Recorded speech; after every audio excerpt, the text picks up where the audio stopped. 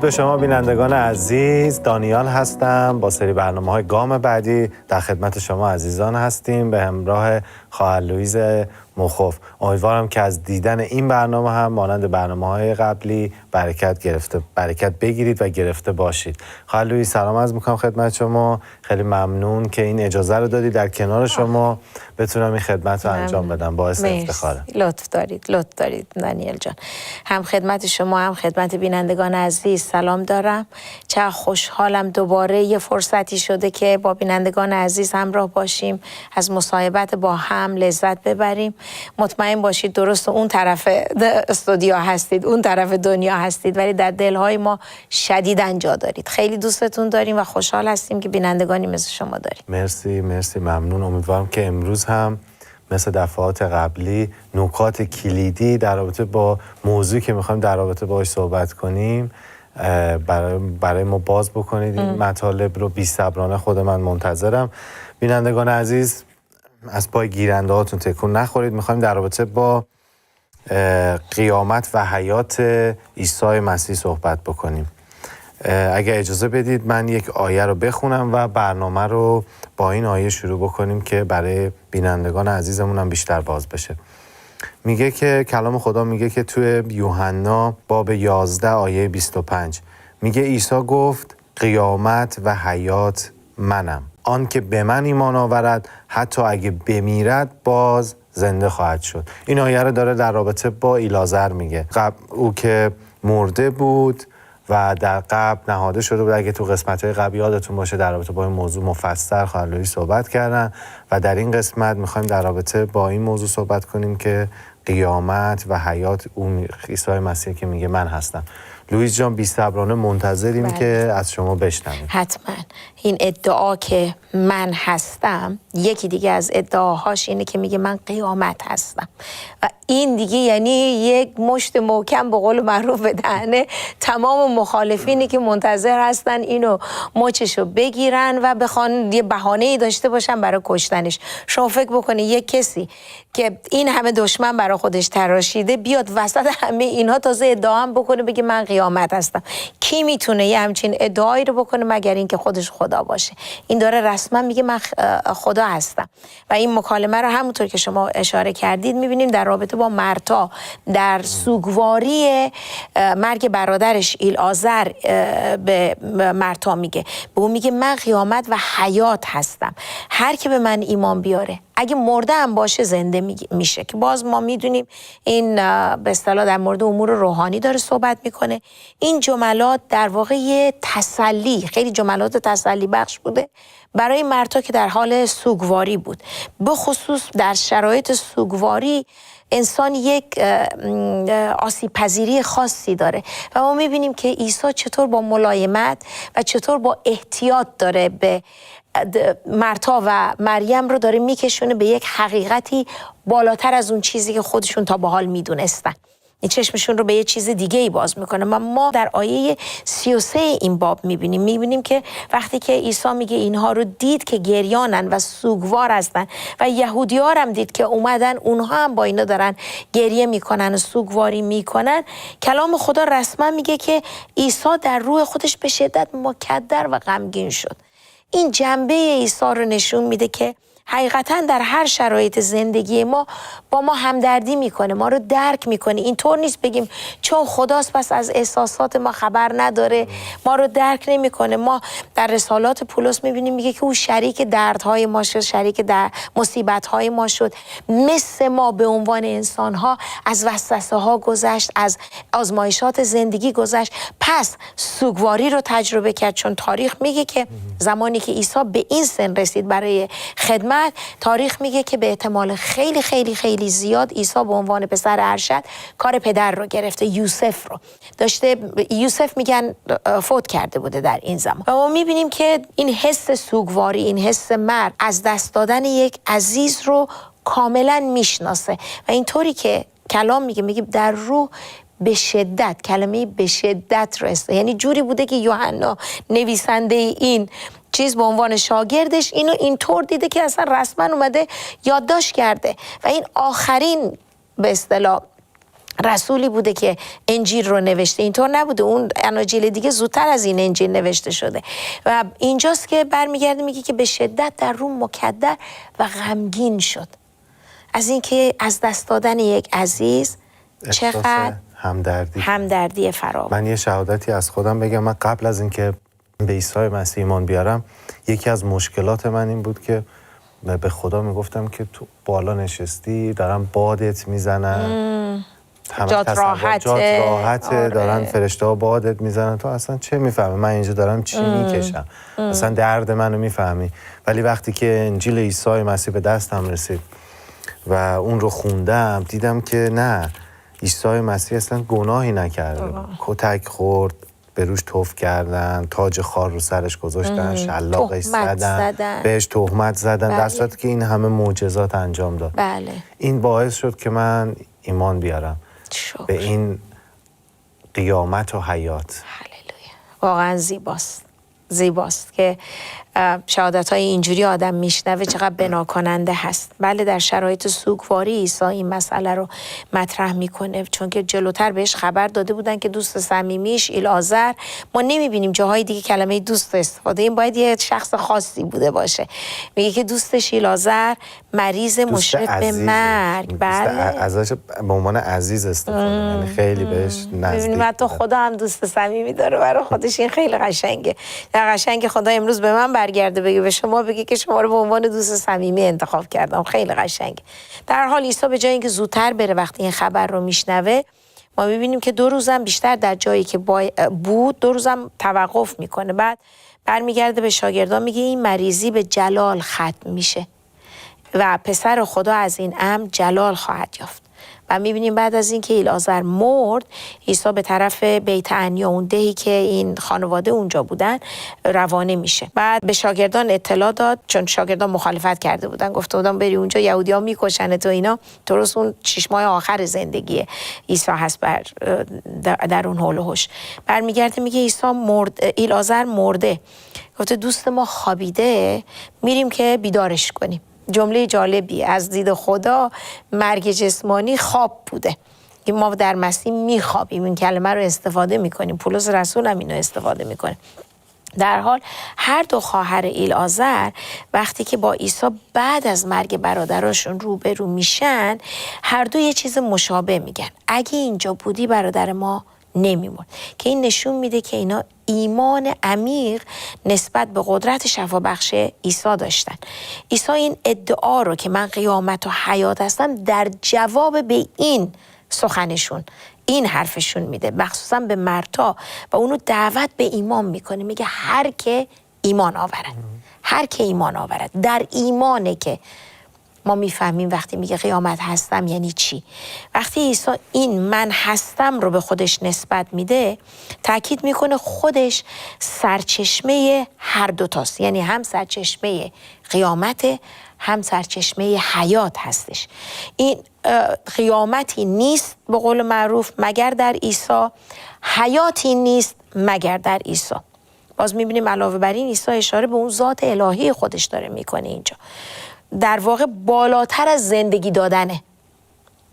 عیسی داره اینو میگه، او خودش اصلا زندگیه.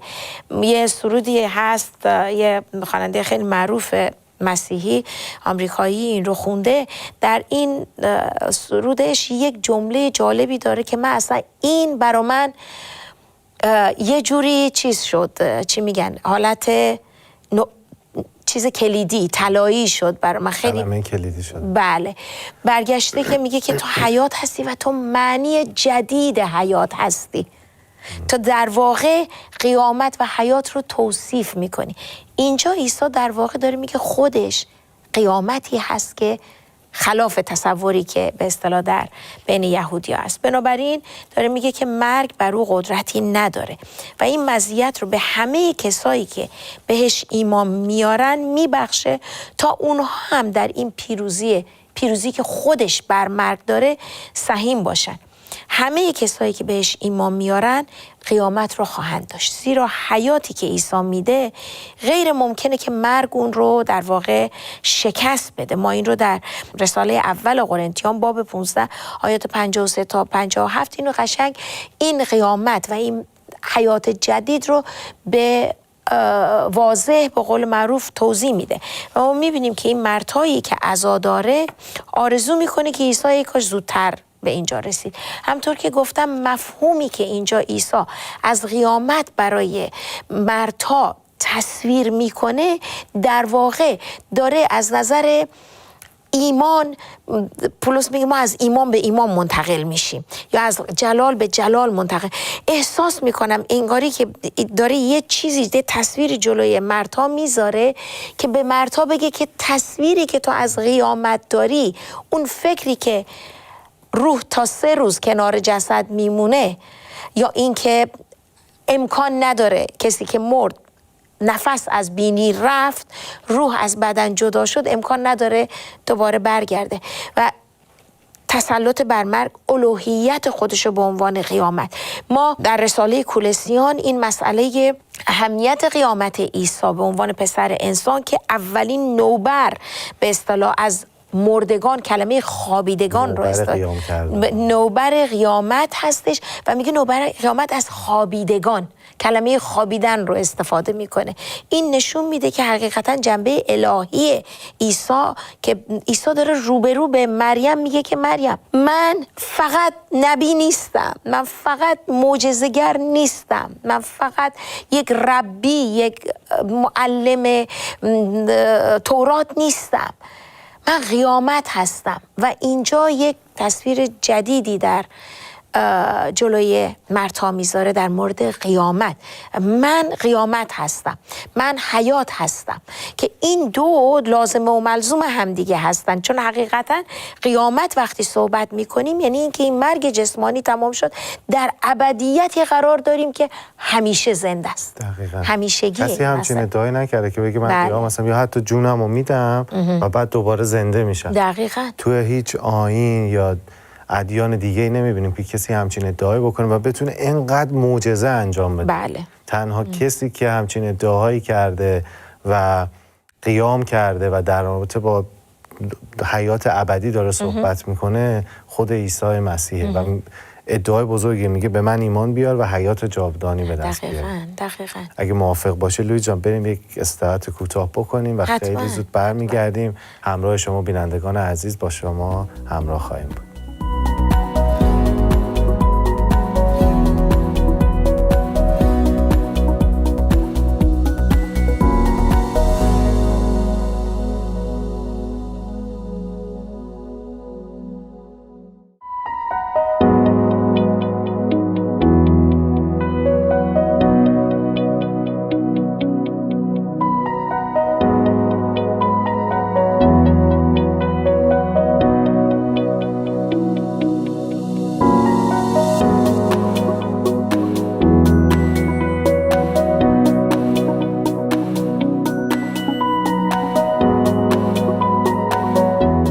خوش آمدین عزیزان به برنامه گام بعدی.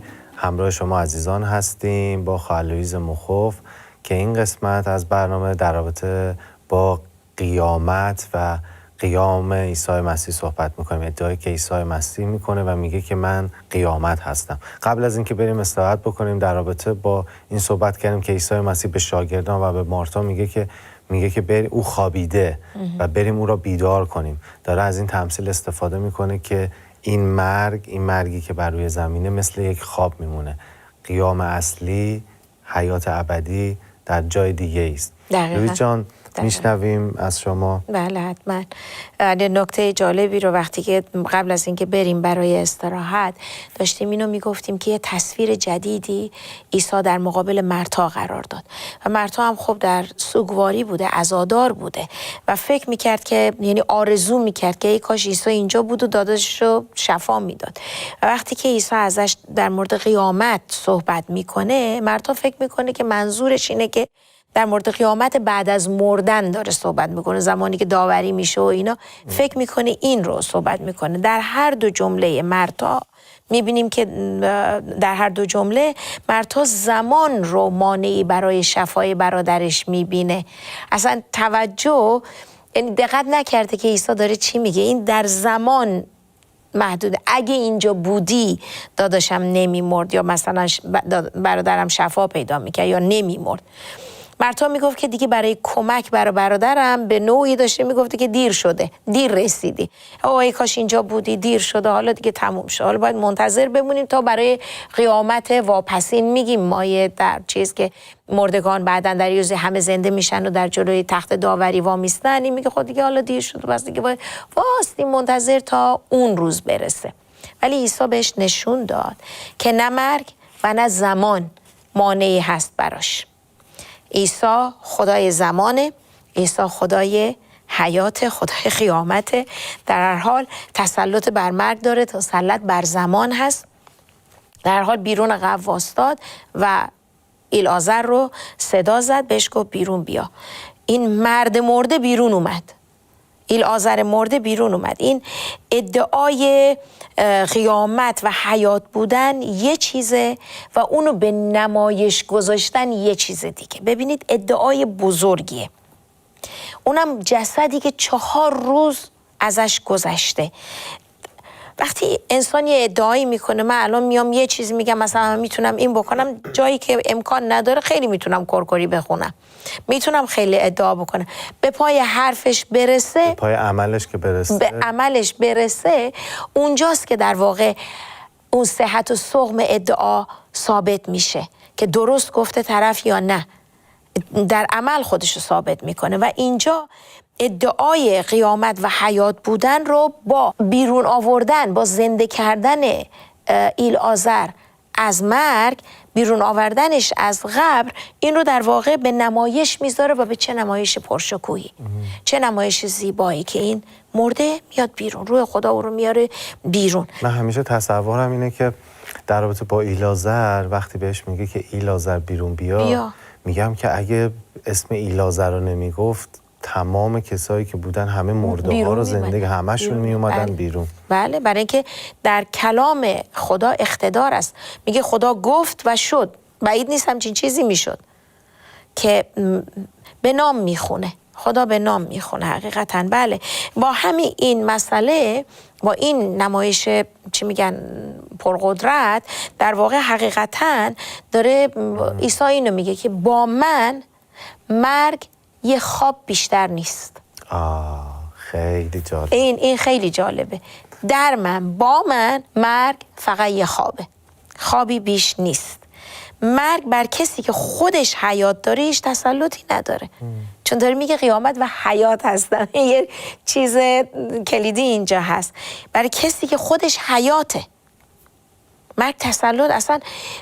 یه جمله ضد و نقیض به قول معروف در صحبت پتروس هست در روز پنتیکاست، وقتی که از روح پر میشن، به زبان‌ها صحبت میکنن و نبوت میکنن، میبینیم که پتروس برای اولین بار جرأت میکنه وامیسته به نمایندگی از شاگردان برمیگرده، میگه ای مردم، اینی که شما میبینید مستی نیست، 9 صبح. چطور میتونه کسی در اول صبح مست باشه؟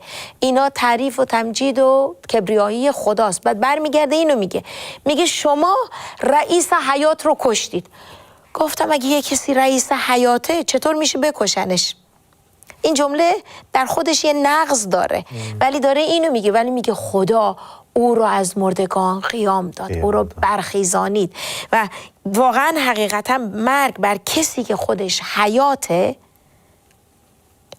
تا هیچ تسلطی نداره. من یه بار اینو گفتم، انسان چیزی رو که داره میتونه بده. عیسی حیات داشت، در خودش فراوانی حیات داشت، این بود که از حیات داد، چیزی رو داشت، چیزی رو که داشت داد. بنابراین چون خودش حیاته هیچ تسلطی به قول معروف مرگ بر او نداره و نه مرگ بر کسان، نه بر خود عیسی، بلکه بر کسانی که به او تعلق دارن. ایلعازر به او تعلق داشت. ببینیم که مرگ به قول معروف اینجا شکست خورد، چون که زنده است ما هم زنده ایم. یه سرود هم داریم برای این فارسی، چون که خودش حیات ما هم حیات ابدی داریم. این ادعای عیسی که قیامت و حیات در چند چیز روحانی یه مفهوم الهی ایجاد میکنه.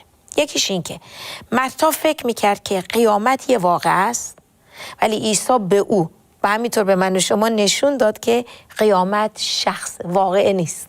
قیامت شخصه، چون میگه من قیامت هستم. خود شخص عیسی. دوم اینکه اطلاعات مرتا از حیات ابدی یک ایده تیر و تار بود، یه چیز مفهوم دور بود براش. این قیامت رو بعد از مردن میدید، ولی اینجا عیسی بهش فهمود که این حیات ابدی یه رابطه شخصیه. اگر این رو باور کنی، اگر ایمان بیاری، اگر این رو باور بکنی. سوم این که مرتا فکر میکرد که پیروزی بر مرگ یک انتظاریه که مربوط به آینده است، بعدها اتفاق میفته، ولی عیسی او رو تصحیح کرد. اینجا چیز فکریشو، سیستم فکریشو مرتب کرد، تصحیح کرد، بهش فهموند که این پیروزی واقعیت الانه، مال حاله. این کلمه من هستم نمیگه خواهم بود، نمیگه بودم، میگه من هستم، فعل حاله، زمان حاله و این من هستم همیشه حاضر، یعنی همیشه حاضر، خدای همیشه حاضر، خدای حالا. بنابراین این انتظار مردها رو از چیزی که مربوط با آینده باشه بر میداره و او رو به واقعیت حالا متوجه میکنه. بعد از این که خودش رو عیسی قیامت و حیات میخونه، به مرتا اینطوری معرفی میکنه، عیسی از مرتا این رو میپرسه: آیا اینو باور میکنی؟ به عبارتی داره میگه که آیا اینو ایمان داری؟ باور میکنی؟ ایمان میاری به این قضیه؟ باشه که حقیقتا جواب ما هم مثل مرتا باشه. برگشت گفت بله آقا باور میکنم. عزیزان، من واقعا میخوام بگم که تصویری که از قیامت داریم، از مراسم، از اون شب اول قبر رو نمیدونم یه چیزایی داریم که میگیم که اینجوره و اینطور نیست. حقیقتا دید ما، تصویری که عیسی در مقابل مرتا قرار داد، همون تصویر رو میخواد در مقابل ما قرار بده. امروز ما هم با این سوال روبرو هست. عیسی برمیگرده میگه هر که به من ایمان بیاره هرگز نخواهد مرد. کسی که نزد من بیاد تشنه نمیشه. میبینید همه اینها رو داره سوق میده ما رو به یک مفهومی به عنوان الوهیت، انگشت به طرف الوهیته. گفتم معجزات یه جنبه از الوهیت رو آشکار کرد. الان این ادعاهای عیسی خیلی ادعاهای پردل و جرأته، داره یه چیزی رو مطرح میکنه که تا حالا هیچ نبیی، هیچ داوری، هیچ پادشاهی، هیچ شخصی نیومده این رو اقرار کنه. و حقیقتا فرقی هم که عیسی این وسط با بقیه افرادی که ادعا میکنن که میتونن تاریخ انسان رو عوض کنن، سرنوشت ساز خواهم بود برای زندگی انسان، ما نمیبینیم که یه همچین ادعایی بکنه. کدوم روش و مسلک و ایده‌ای هست که خدا رو پدر بخونه؟ کدوم روش و مسلک و یا یه ایدئولوژی هست که من نوعی رو فرزند بخونه؟ کدوم ادعایی هست که برگرده بگه من هستم؟ همه اینجوری دارن اشاره میکنن. عیسی داره به خودش اشاره میکنه و این واقعا الوهیت عیسی است.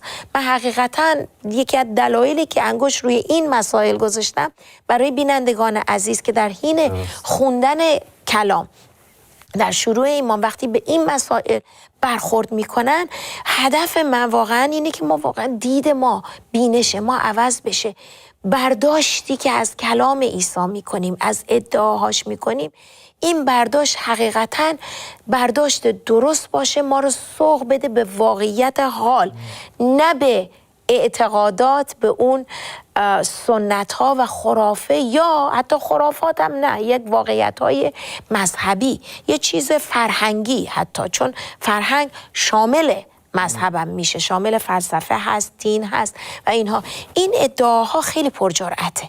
میتونن بچشن عزیزان، حقیقتا واقعا بچشید، امتحان کنید ببینید که چیزهایی که عیسی مسیح، ادعاهایی که در رابطه با خودش کرده واقعا حقیقت داره یا نه. میتونین اونو امتحان کنید، ببینید که واقعا اون قیامت و حیاته، او نان حیاته، او که لایق ستایش و پرستشه. میتونین امتحان کنید. من که امتحان کردم اینجا، لوئیس جان و کسانی که به عیسی مسیح ایمان آوردن هرگز پشیمون نشدن. من مطمئنم شما هم پشیمون نمیشید. نه اصلا، این یک واقعیت. من خودم یکی از روش هایی که برای دعا، وقتی یه چیزی رو میخوام برای یه درخواست خاصی دعا کنم، منهای مسئله پرستش و اینا، ادعاهای چیز رو میارم، کلام رو میارم، میگم خداوندا تو تو گفتی من پدرم، تو گفتی من حیاتم، تو گفتی من قیامتم.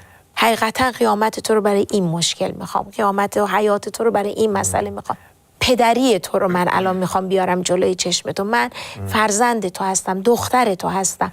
فکر نمی کنم غیرتی هیچ پدری قبول بکنه مثلا یه بلای، حالا قلوب البته اینطوری چیز نیست، ولی منظورم که نحوه دعا، ادعاهایی رو که خود خدا در مورد خودش میکنه، قادر مطلقم، میارم جلو. دقیقا میارم، میگم خدای تو گفتی این رو، من این کلام رو شاهد میگیرم برای این درخواست. من فکر کنم روش غلطی نباشه. نه خیلی من خودم هم این کار رو اکثرا میکنم، میگم تو خداوند، تو به من گفتی که تو بر تمام مشکلات من فائق میای خداوندا، برای تو چیزی نیستش که غیر قابل انجام باشه. تو گفتی که من قادر مطلقم، تو گفتی که من خدای لشکرها، من یهوه سبایوتم، تو هستی که برای من میجنگی و همیشه خدا رو من هم همینطوری دعا میکنم برای چیزهایی که میطلبم از او، اسمای اعظم، ادعاهای او را میارم جلو و اجازه میدم که خداوند خودش حرکت کنه. پیشنهاد میکنم شما عزیزان هم استفاده کنید و از عیسی مسیح ببینید که او چقدر نیکوست، او که قیامت و حیاته. امیدوارم که این برنامه مورد پسند شما قرار گرفته باشه. شما عزیزان رو به دستای خداوند میسپارم تا درودی دیگر. بدرود.